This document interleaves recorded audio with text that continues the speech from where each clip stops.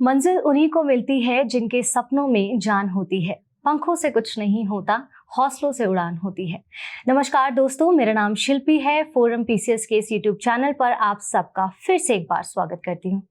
दोस्तों, आप मानते होंगे कि सक्सेस सिर्फ लक बाई चांस तो बिल्कुल नहीं होती। कई वर्षों का संघर्ष, खुद को मोटिवेट रखने की जिद और हार ना मानने की एक जिद जो होती है ना, वही आपको सक्सेस दिलाती है। आप इस बात पे बिल्कुल बिलीव करते होंगे।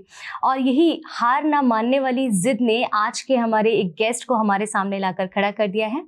इससे पहले मैं उनको आपसे इंट्रोड्यूस कराऊं, मैं थोड़ा सा उनके विषय में आपको बता देना चाहती हूँ, उनसे परिचित करा देना चाहती हूँ अपने अंदाज में। उनका चयन 2024 में असिस्टेंट कमिश्नर के पद पर हुआ था। उनका नाम नेहा है। मैम, आज के इस पॉडकास्ट में आपका मैं बहुत बहुत स्वागत करती हूँ। जी मैम, तो जैसा कि मैंने बताया कि बहुत मेहनत के बाद, ऑब्वियसली बहुत मेहनत, बहुत संघर्ष और डिसिप्लिन चाहिए होता है इस पद पर पहुंचने के लिए। तो प्लीज़ क्यों ना सबसे पहले मुझे ये बताइए और हमारे दर्शकों को कि ये प्रिपरेशन जो यूपीपीएससी की है, ये आपने कैसे शुरू की और कहाँ से प्रेरणा मिली आपको? मैम, सबसे पहले तो सिविल सर्विसेज में जाने की ही प्रेरणा मेरे घर से मिली है मुझे पहले। मेरे जो अदर सिबलिंग्स हैं वो तैयारी कर रहे थे, तो मुझे आइडिया था कहीं न कहीं। सेकंड थिंग, मैं अपने डिस्ट्रिक्ट में हो रहे जो इवेंट्स होते थे, जो डिस्ट्रिक्ट एडमिनिस्ट्रेशन हेल्ड कराता था, उसमें मैं पार्टिसिपेट करती थी। तो वहाँ जब सम्मानित किया जाता था तो वो समझ में आता था कि एडमिनिस्ट्रेशन एक अच्छे मतलब वैल्यू सिस्टम डेवलप करने में सिटीजन्स को काफ़ी हेल्प करता है। तो मेरा था कि कहीं न कहीं अगर मैं उस पोजीशन पे पहुँचूँगी तो मैं भी एक चेंज ले आ सकती हूँ सोसाइटी में। तो बड़े होके वो चीज़ें और ज़्यादा जब रियलाइज़ होना चालू हुई, तो वहाँ से मैंने सिविल सर्विसेज़ में आने का सोचा।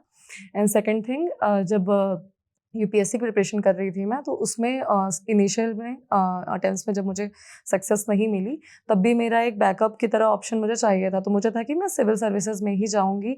तो किसी न किसी वे में मैंने यूपीपीसीएस का एक ऑप्शन चूज़ किया और वो एक अच्छा ऑप्शन उभर कर आया मेरे लिए। अब ये सिलेक्शन मुझे बताता है। ओके। एंड मैम, जैसे आपने कहा सिविल सर्विसेज की जो बात कर रहे हैं हम कॉन्टिन्यूस, तो क्या यूपीएससी को भी प्रेफरेंस में रखा था आपने? क्योंकि इससे पहले यूपीएससी दिया है या देने का सोच रहे हैं आप? सिलेक्शन के बाद आपका क्या राय है इस विषय पर? यस मैम, मैंने यूपीएससी की ही प्रिपरेशन चालू की थी और उसी के लिए प्रिपेयर करती थी। तो जब उसमें वही इनिशियल में मुझे सक्सेस नहीं मिली, तो बहुत जो मेरे एल्डर्स हैं उन्होंने मुझे एक तरीके से मोटिवेट किया कि सिविल सर्विसेज जो प्रोविंशियल सिविल सर्विसेज है, उसे भी आप ट्राई करिए। तो इनिशियली मेरा था कि नहीं, अभी मैं यूपीएससी पे ही फोकस करना चाहती हूँ। तो शुरू के टाइम में मैंने नहीं दिया। तो बाद में जब मेरा हो गया, थर्ड अटेम्प्ट में नहीं हुआ मेरा यूपीएससी, तब मैंने स्विच किया स्टेट पीसीएस के साइड की एक सीरियस अटेम्प्ट देती हूँ। तो मैम, ये वाला अटेम्प्ट मैंने 24 वाला दिया था सीरियसली, तो इसमें मैम मेरा हो गया सिलेक्शन। बिल्कुल, रिजल्ट हम सबके सामने है। मैम, अभी पॉडकास्ट स्टार्ट होने से पहले जैसे हम डिस्कस कर रहे थे, आपने अभी बोला भी अपने आंसर में कि आपके सीनियर्स ने आपको काफ़ी मोटिवेट किया कि नहीं, तुम दो, हो जाएगा। तो इससे पहले हम जब डिस्कस कर रहे थे, तो एक अच्छे ग्रुप का क्या रोल होता है या अच्छी फ्रेंडशिप, क्योंकि एस्पिरेंट जैसे एक जो सीरीज आई है उसमें भी एक बहुत अच्छी फ्रेंडशिप का एक एग्जाम्पल सेट किया है। तो अच्छे दोस्तों का होना इस तैयारी में कितना इम्पोर्टेंट होता है? क्या वाकई वो आपको मोटिवेट करके आगे लेके जाते हैं या फिर कोई जेलसी वाली भावनाएं होती है? क्योंकि फ्रेंड्स ऐसी होती है, कहते हैं ना थ्री इडियट्स में, कि मेरा दोस्त अगर फेल होता है तो बुरा लगता है, लेकिन पास होता है तो ज्यादा बुरा लगता है। तो कुछ ऐसा है या सच में कुछ मोटिवेशनल भी रहता है अच्छे दोस्तों का होना? मैम, ये जर्नी लॉन्ग होती है। अगर किसी का फर्स्ट अटेम्प्ट में भी निकले तो भी उसको मिनिमम 2 साल तो लग ही जाते हैं। 1 साल तैयारी और 1 साल एग्ज़ाम का प्रोसेस। तो इस वजह से इस जर्नी में अकेलापन भी बहुत ज़्यादा फ़ील होता है। अगर जर्नी लंबी खिंच जाए तो और ज़्यादा। तो इसके लिए दोस्त होना तो बहुत ज़्यादा ज़रूरी है। वो लाइफ़ हो या कोई एग्ज़ाम हो, दोनों में दोस्त होना ज़रूरी है। बट अच्छे दोस्त होना भी उतने ही ज़्यादा ज़रूरी है। सिर्फ़ दोस्त होना ज़रूरी नहीं है। अच्छे दोस्त वो होते हैं जो आपको सही रास्ता दिखाएँ। आप गलत हो तो आपको बताएँ। ये नहीं कि आपकी गलती में ही मतलब कि आपका मज़ाक उड़ाएँ या फिर वो चाहें कि आप गलत रास्ते पे ही चलो। जैसा कि आपने कहा कि जेलसी वाली भावना, ये भी एक जो सच्चा दोस्त है उसमें कभी नहीं आती है। जैसे कि मेरा हमेशा से जो फ्रेंड सर्कल रहा है वो बहुत ही लिमिटेड रहा है, बट अच्छे लोगों का रहा है। जो मेरा स्कूल फ्रेंड्स का सर्कल रहा है, उन्होंने मेरी जर्नी में बहुत ज़्यादा सपोर्ट किया है। वो नॉन यूपीएससी बैकग्राउंड के थे, बट उन्होंने इस चीज़ को समझा कि हाँ, ये जर्नी टिपिकल होती है। उन्होंने कभी क्वेश्चन नहीं किया कि हमने तो जॉब ले ली तुमसे 1-2 साल पहले, तुमने अभी तक तुम वहीं स्टक हो। क्योंकि ये एग्ज़ाम है कि आप इंटरव्यू तक भी पहुँच गए और आपका नहीं हुआ, तो आप स्टेज मतलब ग्राउंड ज़ीरो पे पहुँच जाते हो। वापस से आपको वहीं से स्टार्ट करना है। तो वो कोई नहीं देखता कि आप इंटरव्यू दे के आए हो। सबको ये होता है कि आपका सिलेक्शन नहीं हुआ है। हाँ, तो उसमें एक अच्छा जो दोस्त होता है वो आपको हिम्मत बनवाता है कि आपको आगे बढ़ना है। और मैम जो मेरा यहाँ का ग्रुप था सिलेक्शन का, जो हम 4 फ्रेंड्स का ग्रुप था जो तैयारी कर रहे थे साथ में, तो हम चारों ने भी एक दूसरे को कंपटीशन वाले मूड में हम रहते थे, बट कभी एक दूसरे का जेलेसी या बुरी भावना में खुद को एक दूसरे को नहीं देखा है। उनका सिलेक्शन हुआ तो भी उतनी ज़्यादा खुशी हुई है। हम चारों का इवेंचुअली सिलेक्शन हो गया। मेरा एंड में हुआ तो कई सारे डाउट्स भी आए कि क्या पता मेरा सिलेक्शन ना हो या फिर मुझे गवर्नमेंट जॉब ही ना मिले कभी, और बहुत सारी ऐसी चीज़ें आती थी। उसमें कंटिन्यू करना थोड़ा मुश्किल होता है जब सब चले जाएं, और मेरा कोई और फ्रेंड नहीं था, तो मैं एकदम अकेली हो गई थी जब मैं प्रिपरेशन कर रही थी वहाँ पे। तो मैम उसमें ही मैंने कंटिन्यू किया ये सोच के कि अगर हम चारों सिलेक्शन मतलब उन तीनों का सिलेक्शन हो गया है कहीं ना कहीं, यस मैम, अगर हमने भी तैयारी वैसे ही की है तो हमारा भी सिलेक्शन एक दिन तय है कि हो जाएगा, और मैम इवेंचुअली हो गया। तो मैम इसमें कैसे मोटिवेट आपने, क्या जैसा कि आपने बताया उन तीनों का हो गया था, आपका नहीं हुआ था, लेकिन ये कहना जितना आसान होगा जर्नी उतनी आसान तो नहीं रही होगी फॉर श्योर। तो मैम कैसे मोटिवेट रखा आपने, क्योंकि सुनने में मुझे गूज बम्स आ रहे हैं कि होता है कि हमारे 3 दोस्त तो सेलेक्ट हो गए, मन में कहीं ना कहीं शंका पैदा होती, डाउट्स तो आते ही हैं, तो कैसे उस दौरान आपने खुद को मोटिवेटेड रखा, वो मुझे थोड़ा सा बताइए। मैम इसमें सबसे ज़्यादा वर्ड एक मैं यूज़ करूँगी सेल्फ बिलीफ का। मुझे बिलीव था खुद पे कि ये कहीं ना कहीं लक की भी चीज़ है। मेरा एक बार 1 मार्क्स से सिलेक्शन नहीं हुआ है, तो मैंने 1 मार्क्स की मेहनत कम की हो, ऐसा तो हो नहीं सकता है। तो मैं ये मेरे पे सेल्फ बिलीव था कि मैं भी सेम लेवल पर हूँ। ये लक की बात है कि आज नहीं हुआ बट कल मेरा सिलेक्शन ज़रूर होगा, और उसमें मेरे मदर का बहुत ज़्यादा रोल था, मेरे फादर का रोल था। वो मुझे मोटिवेट किया। जब भी मैंने प्रिपरेशन छोड़ने की भी बात की है तो उन्होंने मुझे मोटिवेट किया है कि अगर तुम ये सोच रही हो कि तुम्हारा नहीं होगा, तो तुम उसका उल्टा भी तो उतना ही सोच सकती हो कि तुम्हारा हो भी तो सकता है। तो हमेशा उन्होंने मुझे एक पॉजिटिव बिलीफ दिया, और उसमें मेरे फ्रेंड्स का भी बहुत ज़्यादा रोल रहा है।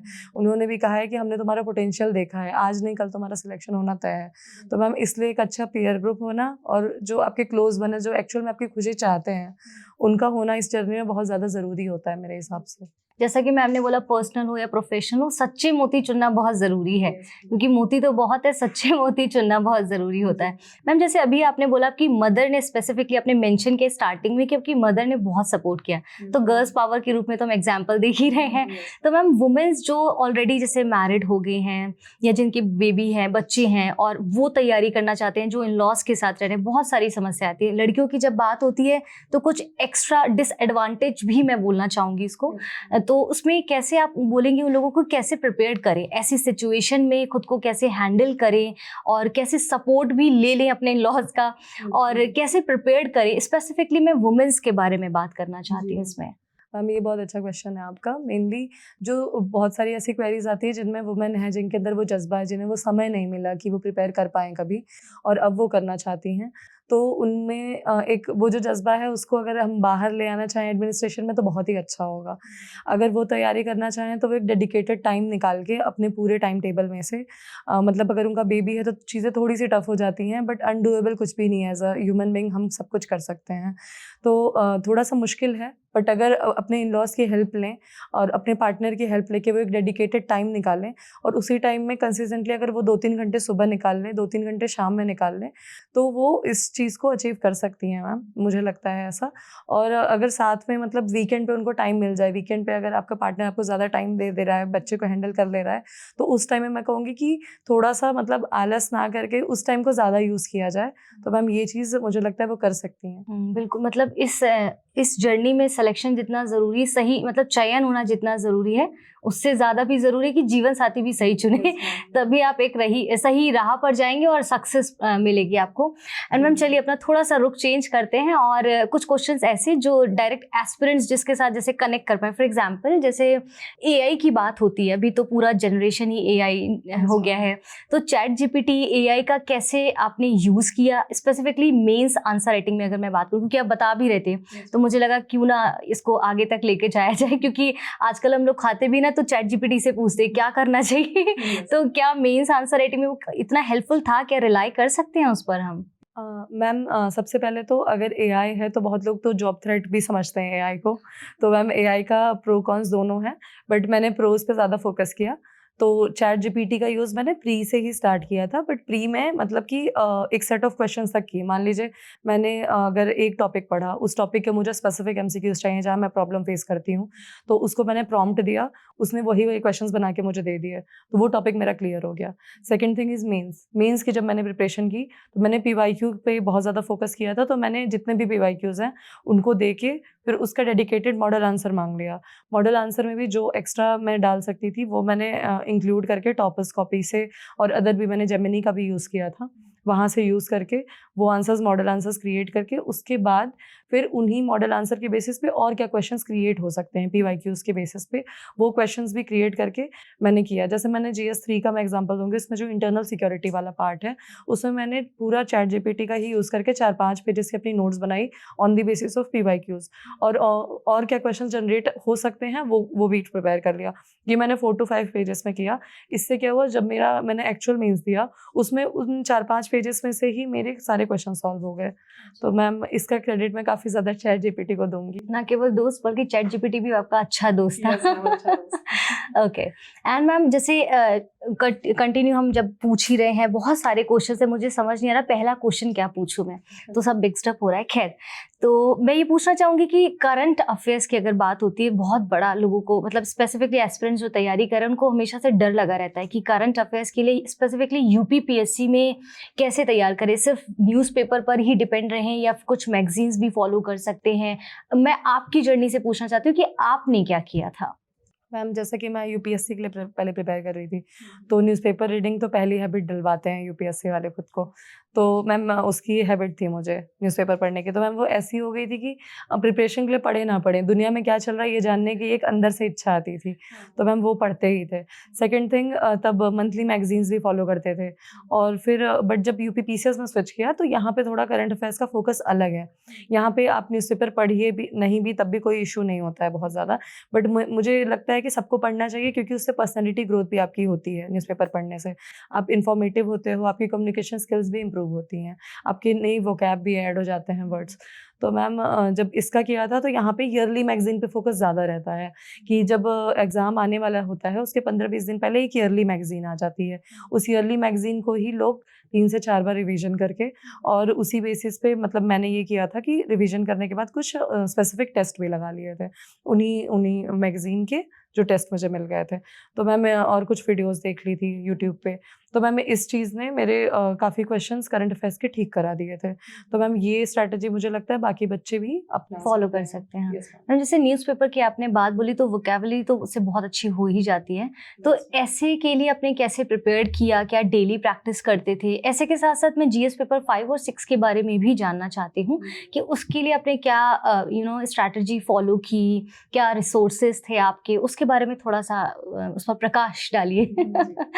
मैम ऐसे के लिए तो सबसे पहले मैं बहुत ज़्यादा कंफ्यूज थी। सारे बच्चे बहुत कंफ्यूज रहते हैं कि ऐसे में करना क्या है, लिखें कैसा, और सीधे टॉपर्स कॉपी पढ़ी है तो टॉपर्स भी काफ़ी रिफाइन मतलब वो प्रोसेस से फॉलो होके आए हैं और फिर उन्होंने वो कॉपी लिखी है, तो वो भी एक लेवल पे पहुंच जाते हैं। उनकी कॉपी पढ़ के लगता है कि ऐसा फिलोसफिकल लिखना है, ये तो हमसे हो ही नहीं रहा, हम कैसे करेंगे। तो ये चीज़ मेरे अंदर भी बहुत ज़्यादा थी। तो मुझे था कि स्टार्ट कहाँ से करूँ, सबसे बड़ा इशू मेरे लिए ये था।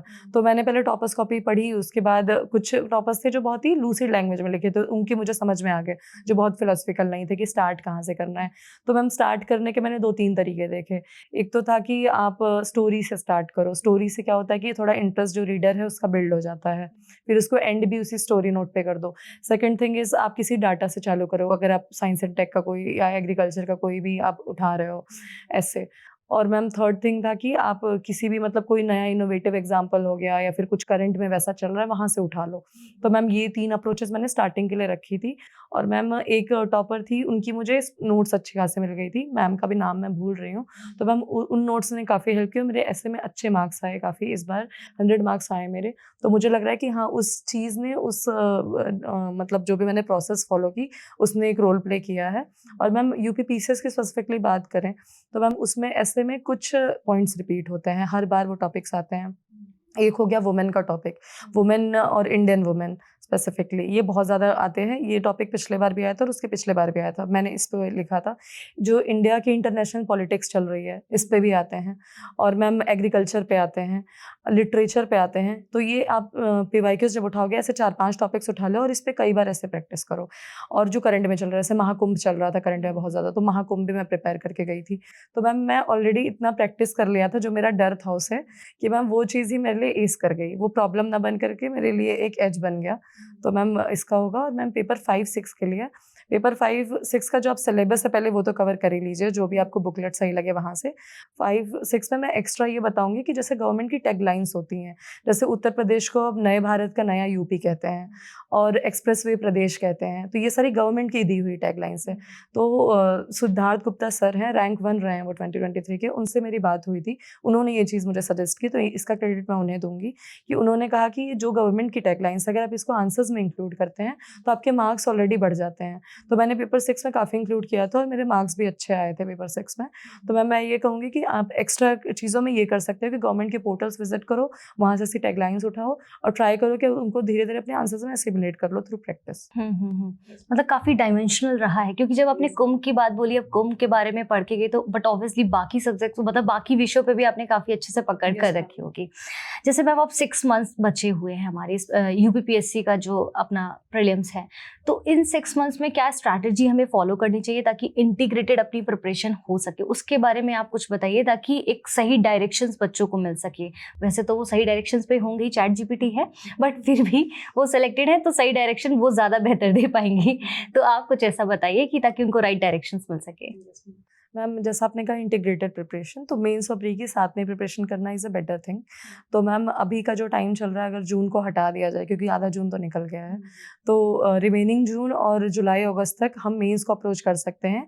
मेंस में भी उन पेपर पे जैसे पेपर 5-6 हो गए, तो इन पे अगर हम अभी से फोकस ज़्यादा बनाएं तो हमें एक एज मिल जाएगी। या तो फिर आप पेपर 4 भी चूज़ कर सकते हो। पेपर 4 में भी आप नए टाइप के एग्जाम्पल्स, नई टाइप की केस स्टडीज़, मतलब इनका टाइम अभी होता है प्री के पहले।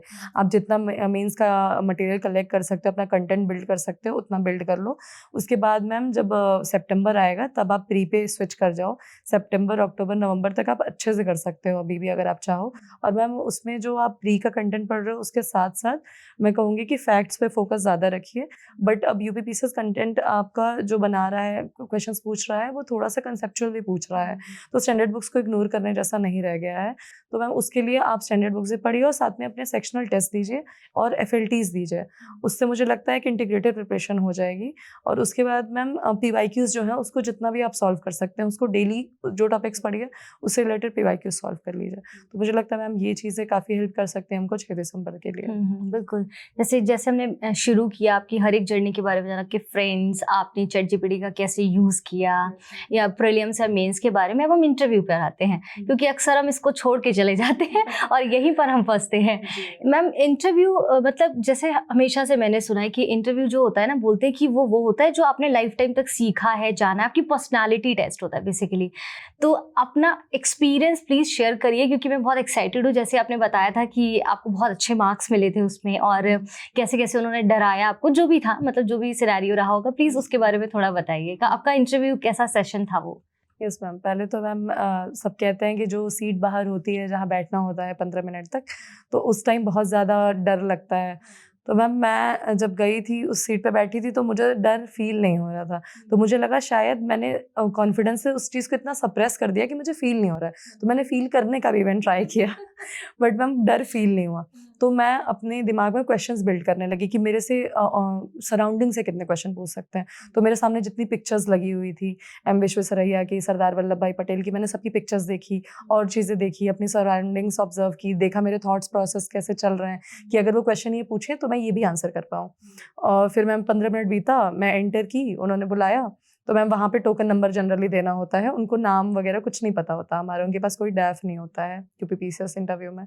तो मैम फिर बैठे, उन्होंने मेनली जो मेरा इंटरव्यू था वो वुमेन पे ही सेंट्रिक रखा है। उन्होंने कहा कि आप वुमेन हैं तो हम चाहते हैं आपकी अगर हॉबी रीडिंग है तो आप वुमेन से रिलेटेड बुक्स बताइए, वुमेन कैसे प्रोग्रेस कर रही हैं, जो हमारी और वुमेन्स पिछले रही हैं, मतलब फ्रीडम फाइटर्स रही हैं, उनके पहले भी जो वुमेंस रही हैं इंडिया में जिन्होंने अदर वुमेंस को मोटिवेट किया है। फॉर एग्जांपल द्रौपदी हो गई, तो इनके नाम उन्होंने पूछे, तो मैंने वो सारी चीज़ें बताई। फिर उसके बाद उन्होंने केस सिनेरियोज दिए कि डोमेस्टिक वायलेंस हो जाता है, अगर आप कहीं के एडमिनिस्ट्रेटर हैं, आप जाएंगी तो वहाँ पे क्या करेंगी, एक अच्छे लीडर में क्या क्या क्वालिटीज़ होती हैं। उसी टाइम में गुजरात गवर्नमेंट ने एक रूल पास किया था कि कोई भी अगर शादी करेगा तो उसको अपने पेरेंट्स को इन्फॉर्म करना पड़ेगा अगर वो 18+ है तो मैम उस पर उन्होंने क्वेश्चन किया। लास्ट में जब सब कुछ हो गया, मैंने काफ़ी कॉन्फिडेंटली सब कुछ आंसर किया था, तो he asked me to take a biscuit. तो मैंने मतलब कि मुझे बाद में चीज़ फील हुई कि मैंने फॉर्मेलिटी के तौर पे मना भी नहीं किया। I just picked a biscuit कि ये तो खाना ही है क्योंकि ही टोल्ड मी। तो मैंने उठा के बिस्किट खा ली और अच्छे से फिर उनको भी लगा कि कुछ ज़्यादा ही कॉन्फिडेंट है तो मना भी नहीं कर रही। तो उसके बाद आई थैंक्ड हिम, तो उन्होंने कहा कि अगर आपका नहीं होगा तो फिर हमें मत दोष दीजिएगा। सो आई स्माइल्ड एंड आई सेड कि नहीं सर, आपको दोष मैं बिल्कुल नहीं दूंगी। सो ही रिप्लाइड कि आपने मेंस भी तो दिया है, वहाँ भी तो इतने सारे मार्क्स हैं, वहाँ पे भी तो अच्छा किया होगा। मैंने कहा yes sir, obviously I did my best. मैंने कहा कि मैं अच्छा ही की हूँ सर। तो ही सेड कि ठीक है, तब आप ईश्वर से कामना करिएगा कि आपका हो जाए। Then I smiled back to the whole board and I said कि यस सर, मैं ईश्वर से कामना करूँगी कि मेरा हो जाए। And I thanked again everyone. उसके बाद मैं मैम आ गई। उसके बाद एवरीवन आस्क्ड मी कि हाउ योर इंटरव्यू वेंट। तो मुझे समझ ही नहीं आ रहा था कि मैं क्या बोलूँ, क्योंकि my interview was not factual. उन्होंने पूरा ही मेरे से जो है ओपिनियन बेस्ड इंटरव्यू किया था कि आपको अच्छा इस चीज़ पे क्या लगता है, गवर्नमेंट यूजीसी बिल ले आई है, इस पे आपको क्या लगता है, क्यों लोगों में आक्रोश है, बच्चों में क्या है। ही आस्क्ड एवरीथिंग, तो सब कुछ ओपिनियन था। तो ओपिनियन में ये हो सकता है ना कि आपको मेरा ओपिनियन अच्छा ना लगा हो, बट फैक्ट्स में ये हो सकता है कि अगर लॉन्गेस्ट रिवर पूछे कि इट इज़ गंगा, तो गंगा इज़ एन आंसर। तो मुझे पता है मैंने सही बताया है। तो ये वाली चीज़ थी, तो थोड़ा सा था, बट अंदर से आ रहा था कि नहीं सही हुआ है। तो मार्क्स ऑल्सो टोल्ड मी कि हाँ सही हुआ था। मतलब आपको क्या लगता है कि ओपिनियन बेस्ड था तो ज्यादा बेटर हुआ, या फैक्चुअल बेस्ड होता तो और बेटर होता है, ऐसा नो कुछ? Ma'am, interview should be opinion based I think personally, क्योंकि देखिए फैक्ट्स ऐसे हैं कि आप भी वही फैक्ट बताओगे, 4 लोग और भी वही फैक्ट बताएंगे, तो इट कांट जज माई पर्सनैलिटी। बट ओपिनियन है, ओपिनियन 5 लोग का 5 अलग ओपिनियन होंगे, तो मैम ये दिखाएगा कि आपकी पर्सनैलिटी क्या है। तो मुझे लगता है कि मैम इंटरव्यू पर्सनैलिटी जो टेस्ट होता है वो हमारा ओपिनियन बेस्ड ही होना चाहिए। तो मैम आपको लगता है, सॉरी मैं इंटरप्ट कर रही हूँ, तो मैम आपको लगता है ये थ्रू आउट जो जर्नी आपने सीखा, आपने अपनी पर्सनालिटी को डेवलप किया, क्या ओपिनियन वहाँ से ही आए हैं ये? क्योंकि ये ऑल ऑफ सडन तो नहीं हुआ होगा, तो ये क्या मैटर करता है कि वाकई की जो जर्नी आप जी रहे हैं, ये ड्यूरेशन मतलब ड्यूरिंग द प्रिपरेशन, हाँ प्रोसेस, तो क्या ये वहीं से ओपिनियन निकल कर आई, या एट द टाइम से हमने जनरेट कर लिया कि नहीं नहीं ये बोला, ऐसा तो नहीं होता? बट नो मैम, इतने प्रेशर में आप अपनी पर्सनैलिटी फेक ही नहीं कर सकते हो। और मैम जैसा आपने करंट अफेयर्स का पूछा था, तो मैंने जब बताया कि न्यूज़पेपर रीडिंग जो इंपॉर्टेंट है वो इसी स्टेज के लिए इंपॉर्टेंट है। इस टाइम लोग अचानक से 4-5 न्यूज़पेपर पढ़ने लगते हैं, बट अगर आपने उस प्रोसेस में ही पूरे न्यूज़पेपर पढ़ा है तो आपका वही जो मैंने बताया था कम्युनिकेशन स्किल्स, वो कैब के साथ साथ, और आपका कॉन्फिडेंस भी बिल्ड हो जाता है कि आपको वो चीज़ें, वो ओपिनियन आपको ऑलरेडी पता है। तो मैम ये काफ़ी ज़्यादा रोल प्ले करता है। और मैम मुझे जो मैंने मॉक्स भी दिए थे उसमें बहुत सारे जो इंटरव्यू बोर्ड थे पैनल, उनके वो यही कहते थे कि अगर आपका ओपिनियन बेस्ड इंटरव्यू होगा तो आप बहुत अच्छा करेंगी। फैक्ट्स पे होगा, कई बार हो जाता है, तो आप कोई नहीं थैंक यू या सॉरी बोल दीजिएगा अगर आपको नहीं आते हैं वो फैक्ट्स, बट आपका ओपिनियन बेस्ड होगा तो अच्छा ही होगा। और मैम मेरा फुल्ली ओपिनियन बेस्ड हुआ था, तो मैम वो अच्छा ही हुआ इंटरव्यू। तो मैम मुझे लगता है कि interview opinion based is better. हाँ, आपका सुन के लग रहा है ओपिनियन बेस्ड ज्यादा बेटर रहता है, क्योंकि एटलीस्ट आप रियल पर्सनालिटी अपनी थ्रो कर सकते हैं वहां पर, क्योंकि फैक्ट्स के बारे में जैसे आपने बताया वो तो सभी बोल रहे हैं, ए फॉर एप्पल एप्पल है, अभी उसके अलावा क्या है? ओके, तो मैम अभी लास्ट में मैं 3 क्वेश्चंस आपसे पूछूंगी। पहला ये है कि प्रीलिम्स के लिए आप बच्चों को क्या गाइडलाइंस देंगे, इन शॉर्ट आप बताइए।